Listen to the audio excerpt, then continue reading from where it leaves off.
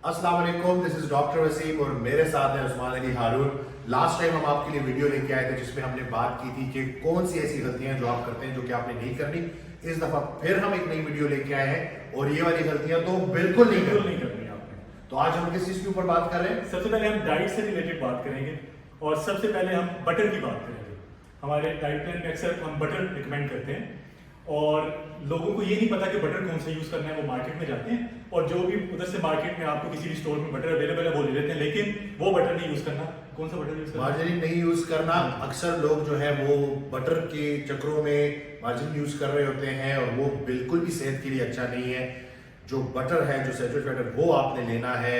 वो चाहे आपको पैक्ड उसमें मिलता है वो आप बाय कर लें, लेकिन देखें कि वो सही मानों में बटर हो।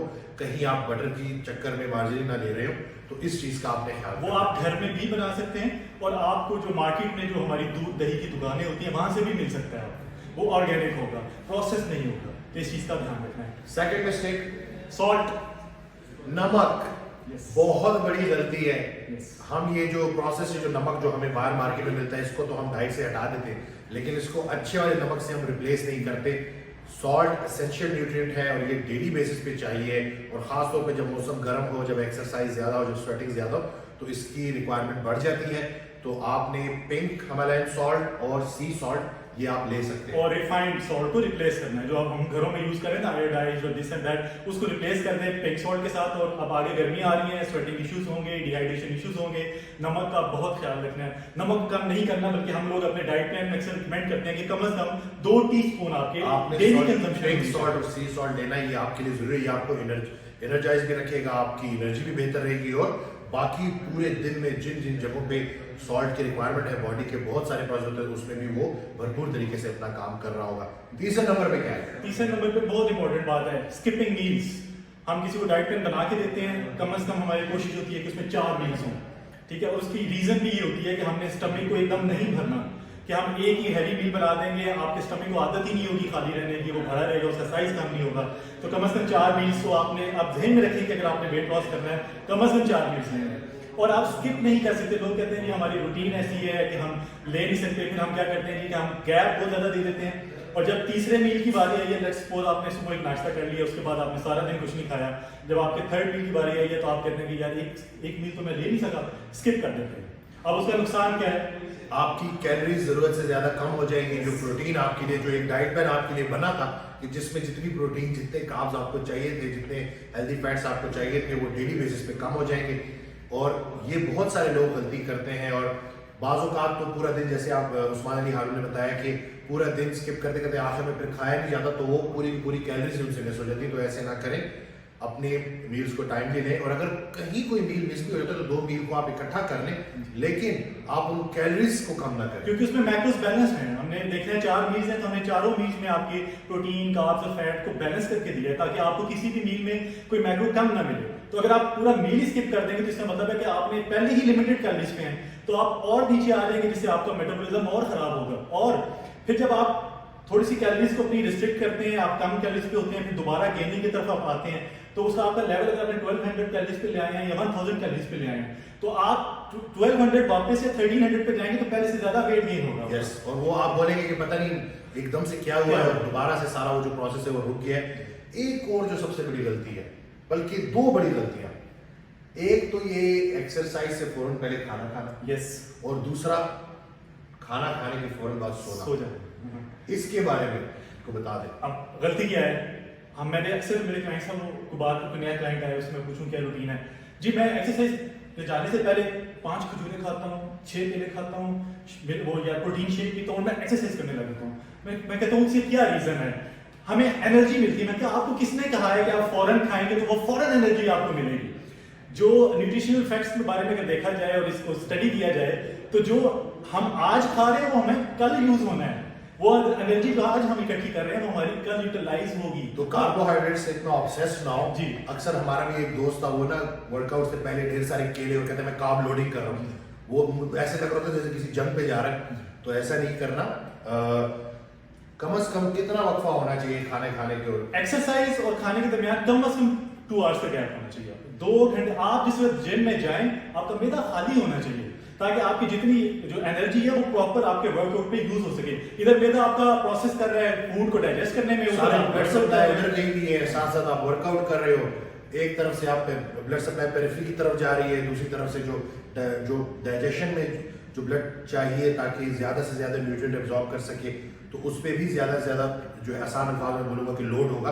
तो बेहतर यही है कि 2 घंटे पहले आप मील लें और आराम से जाके अपना वर्कआउट करें। और सोने से भी कम से कम 1 घंटा पहले आपका मील होना चाहिए। और ये तो हमारे मजहब में भी है, नबी पाक सल्लल्लाहु अलैहि वसल्लम की हदीस भी है कि कम से कम 40 कदम चलें खाने के बाद। और अक्सर लोग क्या करते हैं, मील लिया, बेड पे ही मील लिया, वहीं सो गए, और उससे तेजाबियत भी बहुत ज्यादा हो जाती है। और एक रीजन बहुत बड़ी ये भी है, अगर हम थोड़ा सा अपनी खुराक का पैटर्न चेंज कर लें और सोने से फौरन पहले ना खाना खाएं और 1 घंटे का टाइम दें, अगर एक 10-15 मिनट आप वॉक कर सकते हैं तो ये भी बड़ा फायदेमंद है। तो आगे जाके ये आपको बहुत ज्यादा फायदा देगा। फिर अगर हम कोई वर्कआउट की बात करें, वर्कआउट में अब वर्कआउट में कौन सी ऐसी गलती है जो बिल्कुल भी नहीं करनी? प्रॉपर वार्म अप ना होना। जितनी इंजरीज हैं वो आपके वार्म अप ना होने की वजह से। आते ही मशीन पे चढ़ गए, एक्सरसाइज लगानी शुरू कर दी, वेट्स उठा दिए, वार्म अप नहीं किया। वो ये समझते हैं कि अगर हम वार्म अप में 10-15 मिनट 20 मिनट देंगे तो हमारी एनर्जी खत्म हो जाएगी, हम एक्सरसाइज नहीं कर सकेंगे।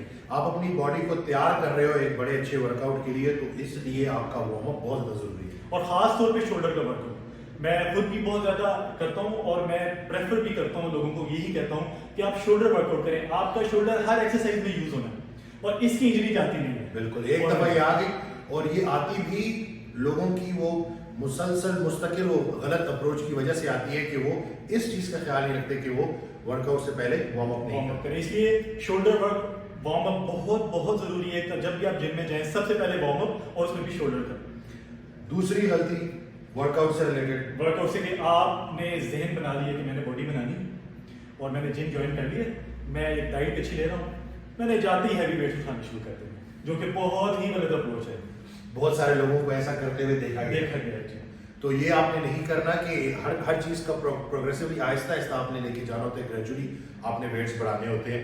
मुझे पता है कि जब नए नए आप जिम ज्वाइन करते हो आपकी मोटिवेशन बहुत ज्यादा होती है और आप चाहते हो कि फौरन से पहले आप जो है सुपरमैन बन जाए, लेकिन हर चीज टाइम मांगती है और जितना आहिस्ता आहिस्ता आप वेट बढ़ाएंगे उतने इंजरी के चांसेस कम होंगे, उतना आप पूरे उस प्रोसेस को एंजॉय कर सकेंगे। आपके एंगल्स ठीक होंगे, आपकी लिफ्टिंग बेहतर होगी, आपका मसल ज्यादा अच्छी तरह ग्रो करेगा। आप चेस्ट ट्रेन कर रहे हो और चेस्ट के अलावा सारा मसल ट्रेन हो रहा है जी हाँ। तो ऐसी गलती आप ना कीजिएगा और बहुत हैवी ट्रेनिंग से जो है वो उसको अवॉइड करें, उसकी ऐसे स्टार्ट में जरूरत भी नहीं है।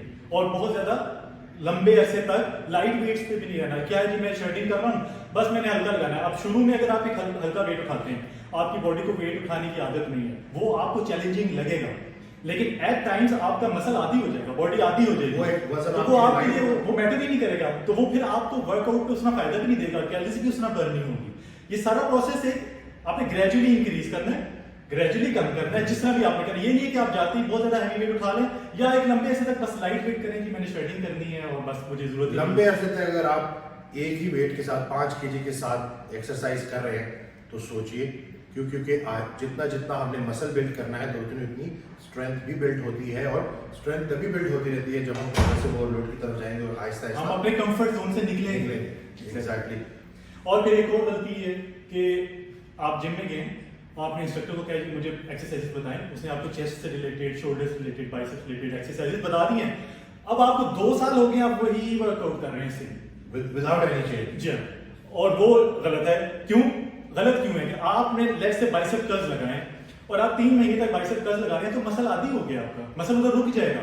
मसल को चेंज चाहिए, बॉडी को चेंज चाहिए। जब आप उसका एंगल चेंज करेंगे, बाइसेप कर्ल्स की कोई और फॉर्म लेके आएंगे तो आपका मसल ज्यादा अच्छी तरह ग्रो करेगा और उसकी शेप भी बनेगी और स्ट्रेंथ भी आएगी। इसलिए बहुत लंबे अरसे तक एक जैसा वर्कआउट नहीं करना और चेंज बेहतर है कंफर्ट जोन से, क्योंकि देखिए लंबे अरसे तक अगर आप एक ही तरह का वर्कआउट कर रहे होंगे तो वो आपके लिए बहुत आसान हो जाएगा और फिर वो आप कंफर्ट जोन से निकल नहीं सकेंगे। और हम ये जानते हैं कि थोड़ा सा अपने आप को चैलेंज करना, अपने आप को तंग करना ये जरूरी है लंबे अरसे तक अच्छे रिजल्ट्स के लिए।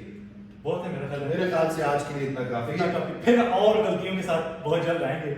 आप लोगों से हमारी रिक्वेस्ट है कि हमारी वीडियो को लाइक करना ना भूलिएगा, उसको शेयर करना ना भूलिएगा, उस्मान अली फिटनेस का जो चैनल है, यूट्यूब चैनल है, उसको सब्सक्राइब करना ना भूलिएगा और कमेंट करना ना भूलिएगा और हमें बताइएगा कि अगर आप हमसे कोई वीडियो बनवाना चाहते हैं तो किस टॉपिक पे बनाना चाहते हैं, हम इंशाल्लाह पहले भी आप लोगों के लिए वीडियोस लाते रहे हैं और इसी तरह हम लाते रहेंगे इंशाल्लाह। दुआ में याद रखिएगा, अपना बहुत ख्याल रखिएगा। अल्लाह हाफ़िज़।